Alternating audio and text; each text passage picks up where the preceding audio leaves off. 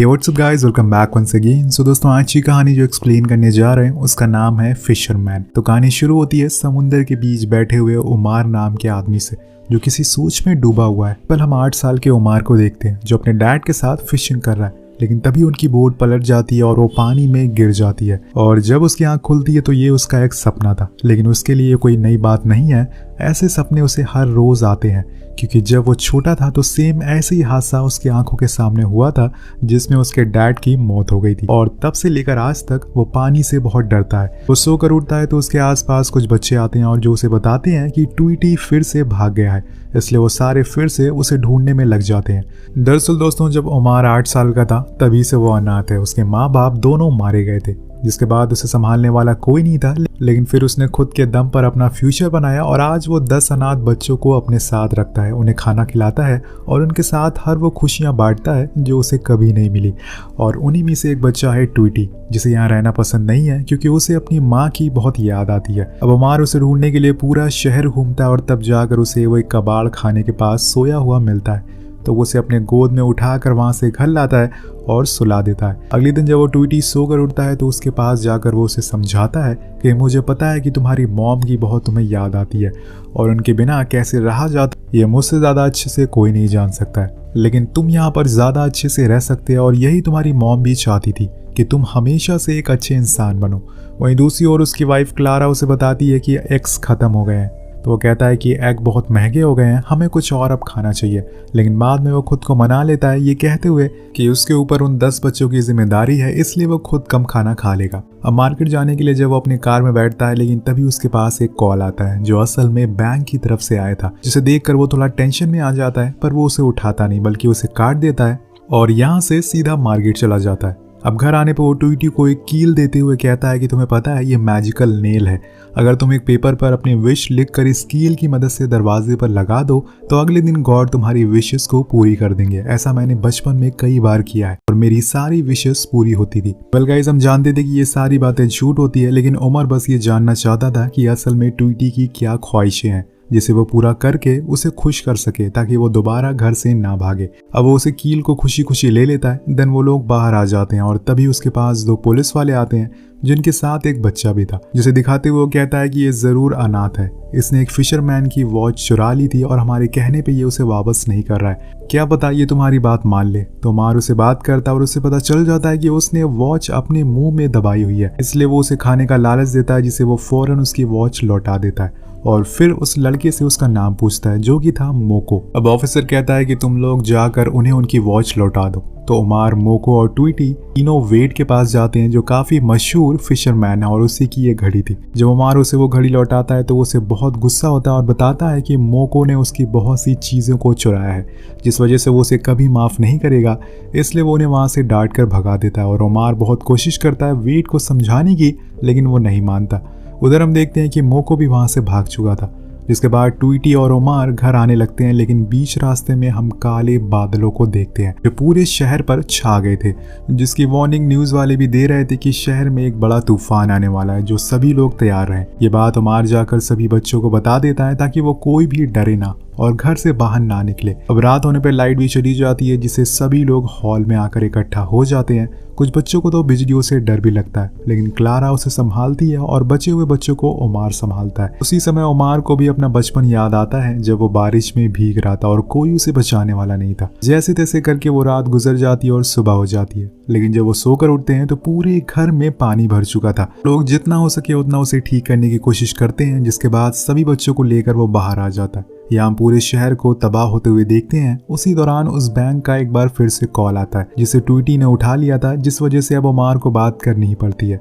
और यहाँ हमें पता चलता है कि उसने बैंक से करीब $1,30,000 का कर्जा लिया है, जो उसके लिए बहुत ही बड़ी रकम है, जिसके चुकाने की डेट अब निकल चुकी है। इसलिए उसे बैंक वाले कहते हैं कि उसे अपना ऑर्फनेज होम सेल करना पड़ेगा, लेकिन उमार उनसे विनती करता है कि उसे कुछ दिनों की मोहलत दे। बैंक उसे 30 दिन देते हैं, लेकिन इन 30 दिनों में वो इतने पैसे कहाँ से लाएगा, उसके चेहरे पर यह टेंशन साफ झलक रही थी। इसलिए वो अपने एक दोस्त के पास मदद के लिए जाता है और उससे कहता है कि तुम्हारी बैंक में अच्छी जान पहचान है, क्यों ना तुम थोड़े दिन और मुझे दिलवा दो और तब तक मैं उन पैसों का इंतजाम करता हूँ। उसका दोस्त सलीम मान जाता और उसे टेंशन ना लेने को कहता है। इसी दौरान हम देखते हैं कि बिस्बी नाम का एक फिशिंग कंपटीशन हो रहा है जो पिछले 35 सालों से सलीम ऑर्गेनाइज करवाता है और ये काफी कामयाब भी है। यही वजह है कि इसमें फर्स्ट प्राइज जीतने वाले को मिलते हैं $2 लाख। लेकिन इस बार इस स्टॉर्म की वजह से कई सारी इंटरनेशनल टीम वापस चली गई है, जिसकी वजह से सलीम ने लोकल टीम को ज्वाइन करने को कहा है क्योंकि उन्होंने लोकल टीम की फीस माफ कर दिया और उसी दौरान वहां वेड भी पहुंच जाता है उस कंपटीशन में हिस्सा लेने के लिए। लेकिन उसके पास फीस नहीं थी,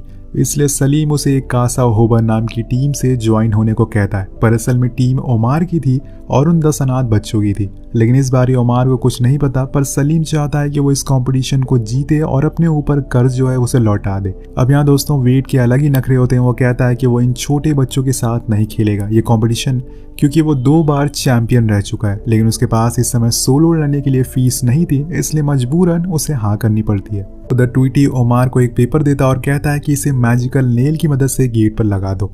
तब तक वहां पर वेड भी आ जाता है जो उसे बताता है कि मैं फिशिंग के दौरान किसी भी तरह की बदतमीजी नहीं चाहता हूँ। वो मेरी बोट है, इसलिए सबको मेरे रूल्स फॉलो करने पड़ेंगे और हाँ, जितना भी इनाम मिलेगा उसमें से 80% मेरा होगा और 20% तुम्हारा। ओमार को यहाँ कुछ समझ नहीं आ रहा था कि असल में वो बोल क्या रहा है, इसलिए वो उसे कुछ पूछने की कोशिश करता है कि आखिर वो किस बारे में बात कर रहा है। लेकिन उससे पहले ही वो वहां से चला जाता है। लेकिन यहाँ ट्वीटी को सब समझ आ गया था और वो जाकर सबको बता देता है। तो ओमार उस पेपर को निकाल कर देखता है जो उसे ट्वीटी ने लगाया हुआ था। उसमें लिखा था बिस बी ब्लू, जो कि इस कंपटीशन का नाम था, यानी कि उसने ये विश मांगी थी कि वो कंपटीशन जीत जाए। अब ओमार अंदर जाता है तो उसकी वाइफ क्लारा उसे कहती है कि तुम्हें ये कंपटीशन लड़ना चाहिए, लेकिन वो मना कर देता है क्योंकि उसे तो फिशिंग में कुछ नहीं आता है, यहाँ तक कि उसे फिशिंग स्टिक भी पकड़नी नहीं आती। ये गेम वो कैसे जीत सकता है। लेकिन वो उसे समझाती है कि ये तुम्हारे पास एक आखिरी मौका है अपना लोन वापस करने का, वरना हम अपना सब कुछ खो देंगे। अब यहाँ ओमार को लेट ही सही लेकिन समझ आ जाता है कि जो वो कह रही है वो बिल्कुल सही है और अगले दिन वो 4 बच्चों को लेकर स्पॉट पर चला जाता है जहाँ पे पहले से ही बहुत से लोग मौजूद थे जिन्होंने इस गेम में हिस्सा ले रखा था। चारों तरफ भीड़ थी। उसी दौरान वहां पे ओमार को मोको भी दिखाई देता है जिसे वो टूर्नामेंट में चलने को कहता है, पर वो मना कर देता है। वो थोड़ा रूड किस्म का बच्चा था, इसलिए ओमार भी ज्यादा जिद नहीं करता।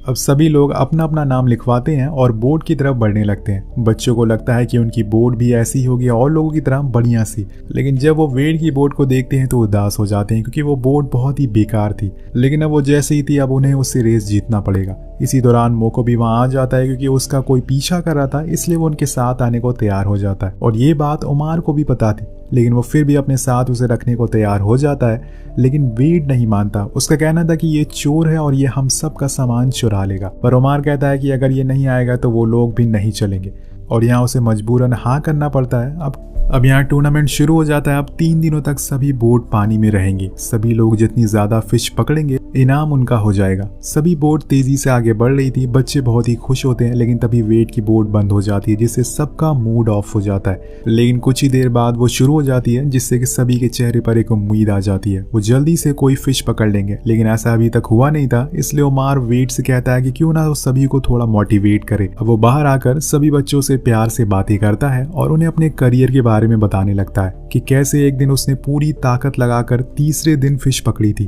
और फिर वो इनाम जीत गया, इसलिए हमें उम्मीद नहीं छोड़नी चाहिए। उसी दौरान मोको उसके सामानों को छूने लगता है जिससे वो बहुत गुस्सा करता है और सबसे मना करता है कि कोई भी उसका सामान ना छुए। अब दोस्तों यहाँ पर शाम हो जाती है कि तभी सभी बच्चों की तबीयत खराब हो जाती है क्योंकि वो ज्यादा देर तक बोट पर मौजूद थे और उन्हें मोशन सिकनेस हो गई थी। अब ओमार सभी को खाना खिलाता है जिसे खाते हुए सभी अपने अपने अतीत के बारे में बातें करने लगते हैं। पहले वेड बताता है कि एक दिन उसे मार्लिन फिश ने पैर में काट लिया था जिससे कि वो कई दिनों तक बेहोश रहा था। उसके बाद एक एक करके सभी बच्चे भी अपने शरीर पे चोटों के निशान दिखाते हैं, लेकिन असल में ये चोट किसी के काटने की नहीं बल्कि उन्हें मारा गया था उसकी थी।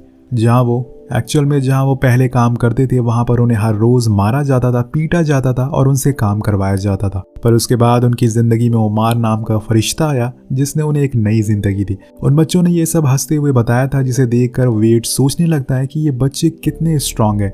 इतना सब कुछ होने के बाद भी आज वो इतना हंस रहे हैं। कुछ देर बाद ओमान मोको के साथ बात करने जाता है जहाँ वो उसे बताता है कि जब मैं 8 साल का था तभी मेरे डैड की मौत हो गई थी, जिसके बाद मैं बहुत अकेला पड़ गया, लेकिन तब से मैंने खुद को संभाला और तुम भी खुद को संभाल सकते हो और हमारे साथ आके रह सकते हो।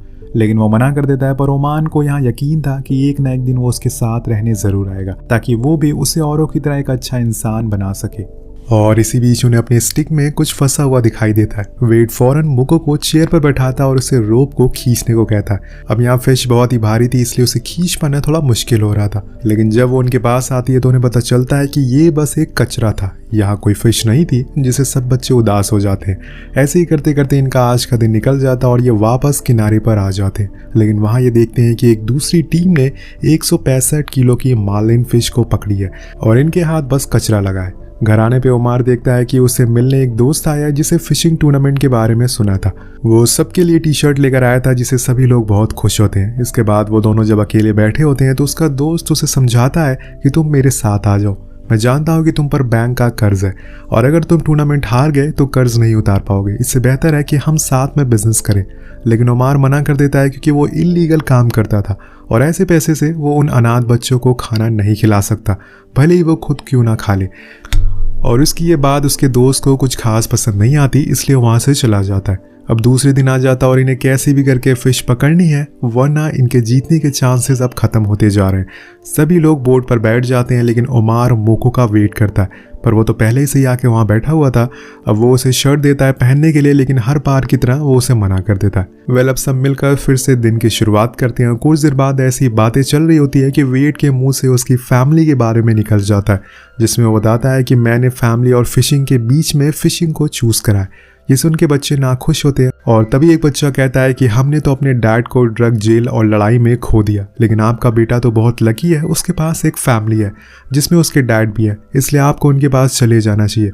वेड थोड़ी देर सोच में पड़ जाता है, लेकिन इसके आगे वो कुछ और सोच पाता कि तभी स्टिक में फिर से कुछ फंसता है, जिसे देखकर सभी बहुत एक्साइटेड हो जाते हैं और इस बारी वेड जोहाना को चेयर पर बैठाता है। अब वो तेजी से रोप खींचता है और इस बारी कंफर्म था कि वो फिश थी, और वो भी मामूली फिश नहीं बल्कि मार्लिन, जिसे अगर इन्होंने पकड़ लिया तो ये टूर्नामेंट पक्का जीत जाएंगे। लेकिन तभी एक बच्चे और मोको में लड़ाई हो जाती है, जिससे चक्कर में वो दोनों पानी में गिर जाते हैं। अब इस बोट में बस स्विम करना वेड को आता था और रोप खींचना भी उसे ही आता है। अब वो बहुत ही दुविधा में है कि वो क्या करे। वो सब पर बहुत चिल्लाता है, लेकिन आज उसने एक चीज़ को चुनना पड़ेगा, तो इस बारी उसने फिशिंग नहीं बल्कि 2 बच्चों की जान को चूज करा है, जिसके लिए वो पानी में कूद जाता है और उन्हें बचा लेता है। पर इस चक्कर में उनके हाथों से वो बड़ी मार्लिन फिश निकल जाती है, जिससे वो सब पर बहुत ही गुस्सा करता है और कहता है कि तभी मैं किसी बच्चे से प्यार नहीं करता हूँ, वो बहुत ही नासमझ और बदतमीज़ होते हैं, तुम्हें अंदाज़ा भी नहीं है कि आज हमने क्या खो दिया है। और इसी तरह से आज का दिन भी खत्म हो जाता है। सभी लोग घर जाने लगते हैं, लेकिन वेड वहीं बैठा रहता है और ड्रिंक करता रहता है। उसे देखकर उमार को बहुत बुरा लगता है, पर वो कुछ कर नहीं सकता। लेकिन दूसरी तरफ एक अच्छी चीज़ होती है, वो मोको को मना लेता है अपने घर में रहने के लिए, जहाँ पे वो काफ़ी मज़े भी करते हैं। उसी दौरान क्लारा उमार को बताती है कि 2 आदमी आए थे जिन्होंने घर की फ़ोटोज़ क्लिक किए। अब ये सुनकर वो समझ जाता है कि वो बैंक से आए होंगे और उसे कैसे भी करके इस टूर्नामेंट को जीतना ही पड़ेगा, वरना इस घर को वो खो देगा। वहाँ ट्वीटी आता है जिसने इस बारी पेपर वेट को मार्लिन फिश उठाते हुए बनाया था।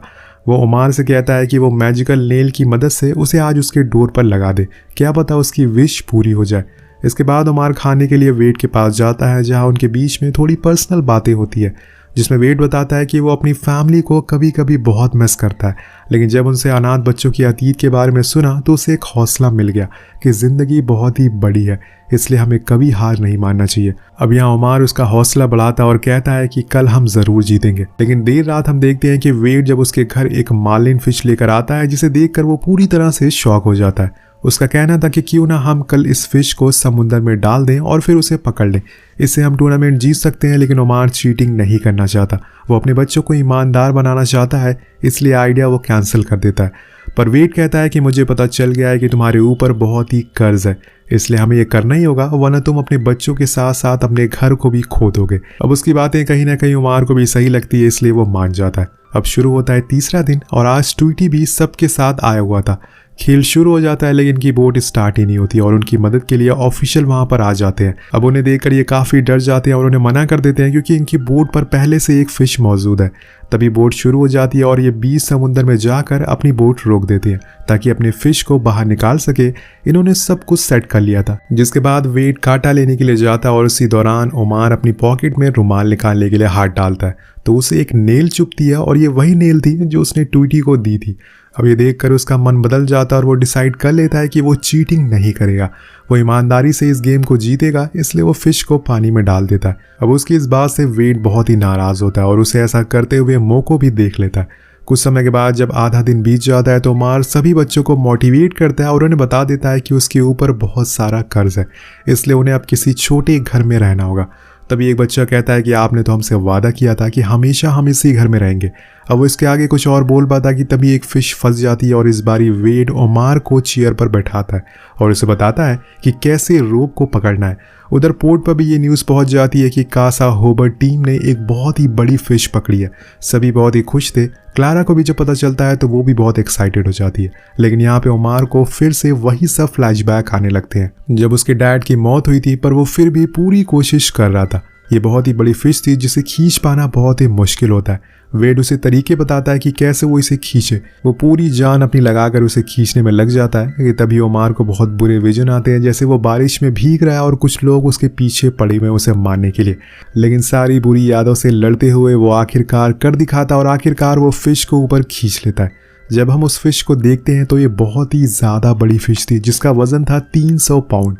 ये एक मालन फिश होती है जिसे देखकर किसी को भी यकीन नहीं हो रहा था कि ये रियलिटी है, पर ओमान ने कर दिखाया था, जिसके बाद सभी किनारे पर आ जाते हैं जहां पर इन्हें पता चलता है कि इन्होंने अभी तक की सबसे बड़ी फिश पकड़कर दिखाई है, जिसकी वजह से इन्हें इनाम में $2,90,000 का इनाम मिलेगा। कहानी के आखिर में हमें बताया जाता है कि ये पूरी कहानी एक सच्ची घटना पर आधारित है और वेड ने एक भी पैसा नहीं लिया ताकि वो उन बच्चों के लिए नए घर बनवा सके। हमें ओमार और क्लारा की रियल फोटो भी दिखाई जाती है और ये भी बताया जाता है कि इस टूर्नामेंट से पहले किसी ने भी एक भी फिश नहीं पकड़ी थी, पर उन्होंने कोशिश की क्योंकि कोशिश करने वालों की कभी हार नहीं होती।